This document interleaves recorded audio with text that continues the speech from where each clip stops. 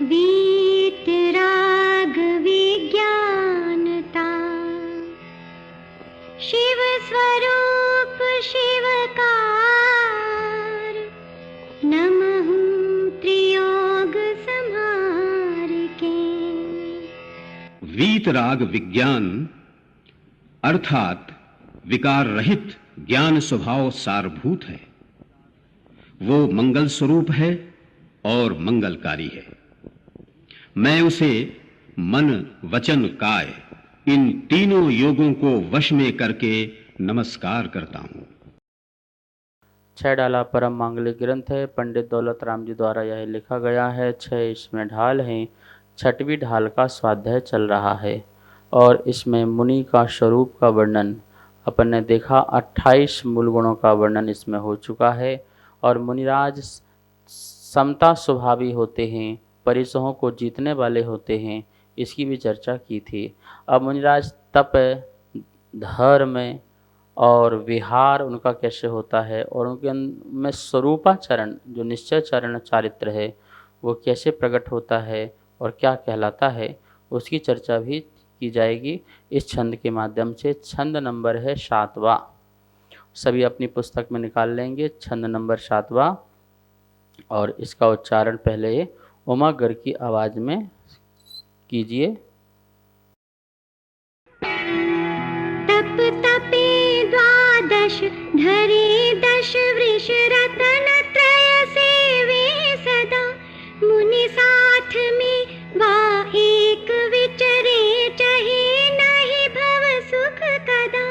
यो है सकल संयम चरित, सुनिए स्वरूपाचरण अब, जिस होत प्रगटे आपनी निधि, मिटे पर की प्रवृत्ति सब। बहुत सुंदर छंद आपने सुना। क्या कह रहे हैं छंद में? तप तपे द्वादश, धरे वृष 10, रतन त्रय सेवे सदा, मुनि साथ में वाए के विचरे, चहे नहीं भव सुख कदा। यो है सकल संयम चरित, सुनिए स्वरूपाचरण अब, जिसे होते प्रगटे आपनी निधि, मिटे पर की प्रवृत्ति सब। एक एक शब्द का अर्थ देखिए। तप, तपें, तप को तपते हैं। 12 प्रकार के तप को तपते हैं मतलब करते हैं। धरे धारण करते हैं। वृष मतलब धर्म, 10 मतलब 10 धर्मों को धारण करते हैं। रत्नत्रय सेवे सदा, सदा ही नित्य ही रत्नत्रय का सेवन करते हैं। ये उनके जो हैं मुनिराज के उत्तर गुण कहलाते हैं। मुनिराज के तो वैसे 28 मूल गुण हैं और 84 लाख उत्तर गुण हैं। कितने? 84 लाख उत्तर गुण हैं। उन 84 लाख उत्तर गुणों में यहाँ मात्र 12 तप, 10 धर्म ये बताए हैं। मुनि साथ में व एक विचरे, मुनि एक मुनि के साथ में, या व मतलब या एक विचरें अथवा एक विचरें, अकेले ही विहार करें, लेकिन चाहे नहीं भव सुख कदा, कभी भी भव के सुख की चाह नहीं करते हैं। यो हैं सकल संयम चरित। अब तक जो कहा गया है ये सकल संयम चारित्र कहलाता है। सुनिए स्वरूपाचरण अब जो निश्चय चारित्र है, जो स्वरूप आचरण वाला चारित्र है, जो मुनि को ही होता है, उसकी चर्चा सुनो। जिसे होने पर प्रकट होता है अपनी निधि, जैसे प्रकट होते ही अपनी निधि प्रकट होती है। मिटे पर की प्रवृत्ति सब। और जो भी पर की प्रवृत्ति हैं, व्यवहार संबंधी जितना भी चारित्र है, प्रवृत्ति है, वो मिट जाती है और निवृत्ति में लग जाते हैं। ये तो हुआ एक एक शब्द का अर्थ। पूरा जो छंद है इसका पूरा अर्थ क्या होता है इसे यहाँ देख लीजिए। मुनिराज हमेशा 12 प्रकार के तपों को तपते हैं, 10 प्रकार के धर्मों को धारण करते हैं और रत्नत्रय को हमेशा सेवते हैं। वे मुनियों के संग में अथवा अकेले विहार करते हैं। किसी भी समय सांसारिक सुख की इच्छा नहीं करते। इस प्रकार सकल चारित्र का स्वरूप कहा।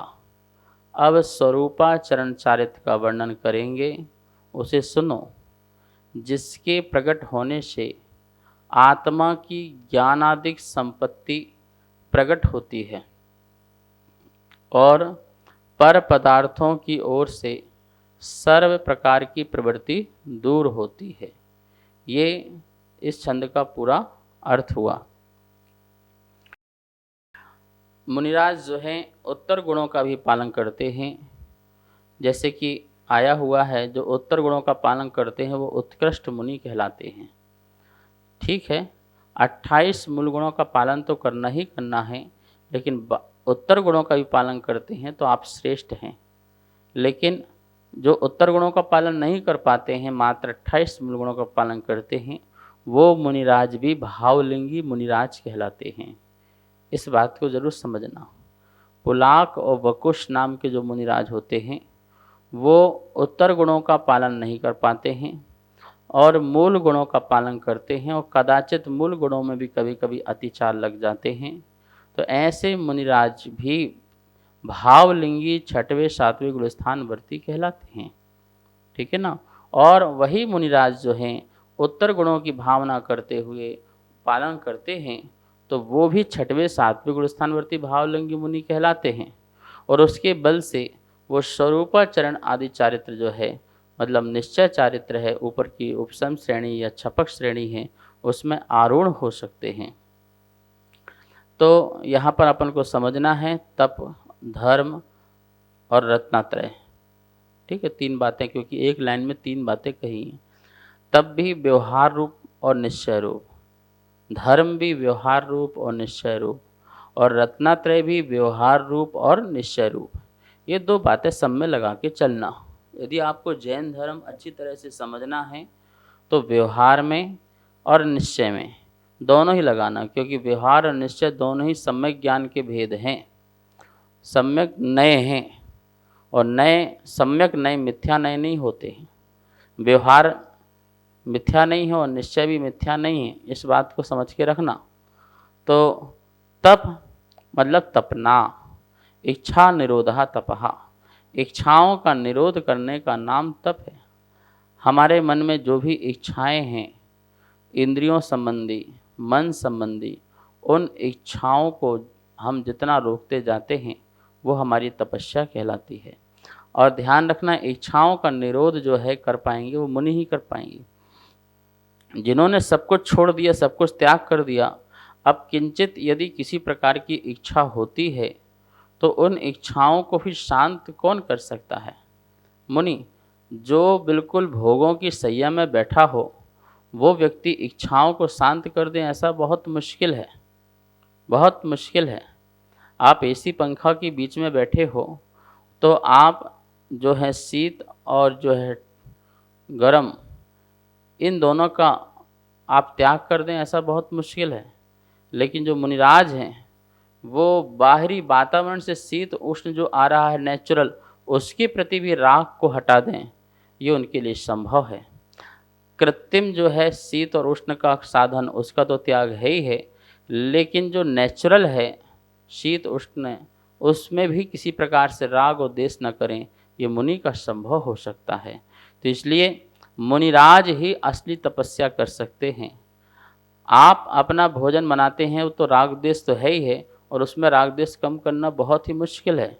पर मुनिराज अपने लिए भोजन नहीं बनाते हैं तो राग द्वेष तो है ही नहीं है भोजन के प्रति, लेकिन फिर भी जो भोजन ग्रहण कर रहे हैं, जो नहीं बनाया है, उसमें कदाचित कोई प्रवृत्ति राग की आती है या द्वेष की आती है, तो उस राग द्वेष की प्रवृत्ति को रोका जा सकता है, इच्छाओं को शांत किया जा सकता है, ये पुरुषार्थ के बल से।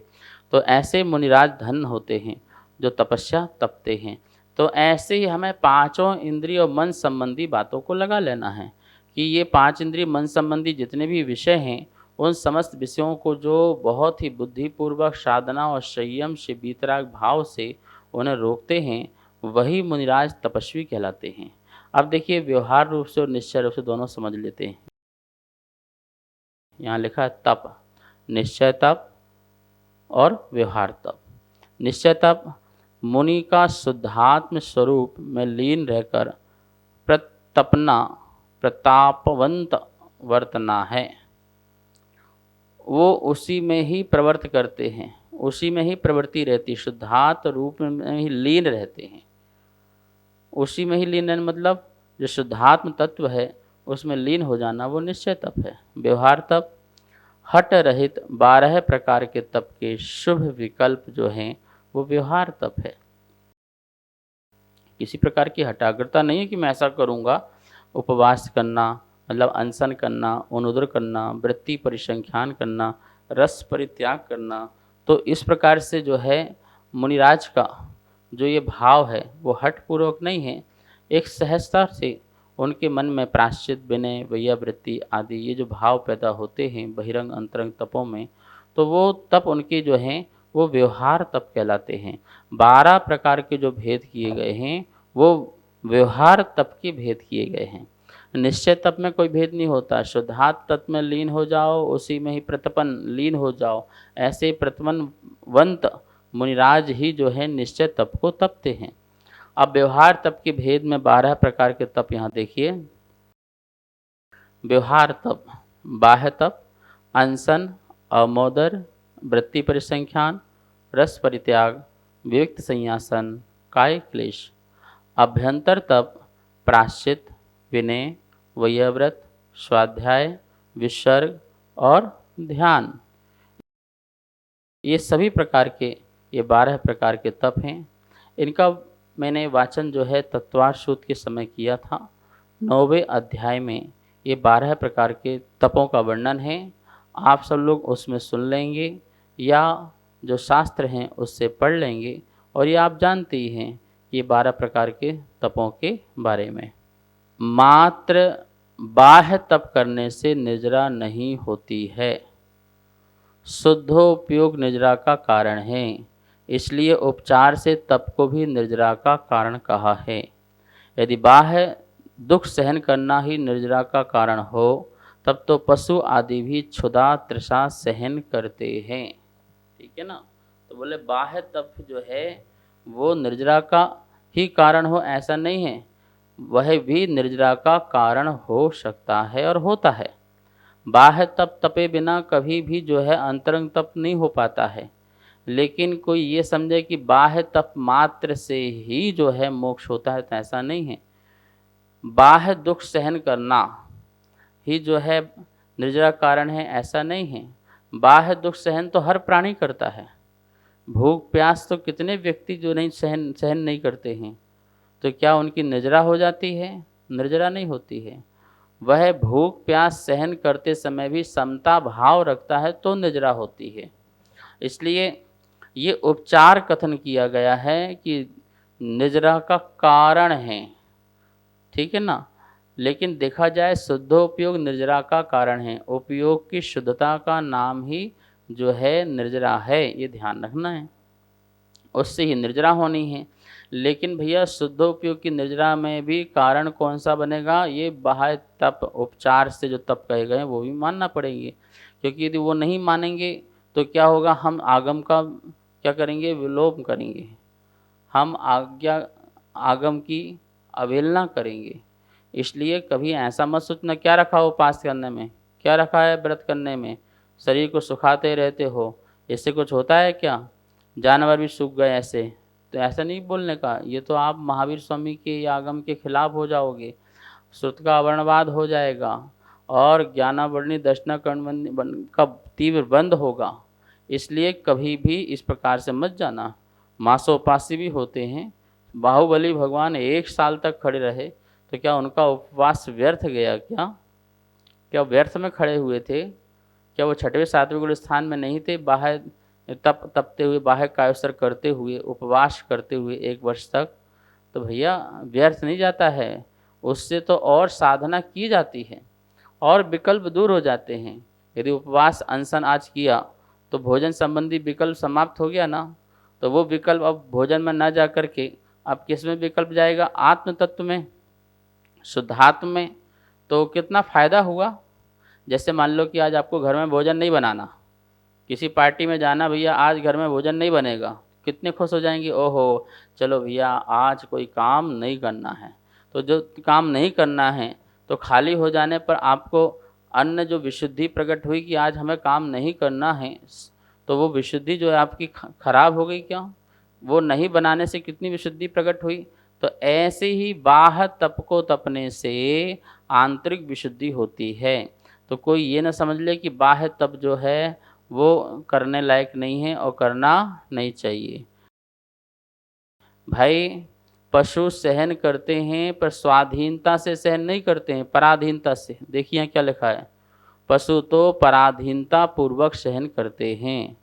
जो स्वाधीन रूप से धर्म बुद्धि पूर्वक उपवास आदि तप करें, उसे तो निद्रा होती है ना? ऐसा प्रश्न किया। तो धर्म बुद्धि से बाह्य उपवास आदि करे तो निद्रा का मुख्य कारण उपवास आदि सिद्ध हो, किंतु ऐसा तो हो नहीं सकता, क्योंकि परिणाम दुष्ट होने पर उपवास आदि करने से भी निद्रा कैसे संभव हो सकती है। तो उपवास करते समय परिणाम में दुष्टता आएगी तो उपवास नहीं कहलाएगी। तो इसलिए उपवास मात्र ही जो है मुक्ति कारण हो, निद्रा कारण ऐसा नहीं है। उपवास में भी दुष्ट परिणाम नहीं आना, दुष्टता भाव नहीं आना, ठीक है ना? ठीक है, पशु पराधीन रूप से करता है, तुम स्वाधीन रूप से करो, भैया हम उपवास, ठीक है, हम बुद्धि पूर्वक कर रहे हैं, धर्म बुद्धि पूर्वक कर रहे हैं। लेकिन धर्म बुद्धि पूर्वक करते समय भी दुष्ट परिणाम हो, बुरे विचार हो, कलुष परिणाम हो, संक्लेश परिणाम हो, राग देश के परिणाम हो, तो बोले फिर ऐसा उपवास निद्रा का कारण बनेगा? तो बोले नहीं, ऐसा नहीं बनेगा। उपवास के साथ साथ समता भाव, वीतराग भाव प्रकट हो, ज्ञाता दृष्टापन प्रकट हो, तो बोले वो वाले जो भाव हैं, वो भाव जो हैं, ये उपवास निद्रा का कारण बनेगा, मुक्ति का कारण बनेगा, अन्यथा और कोई दूसरे प्रकार से कारण नहीं बन सकता है।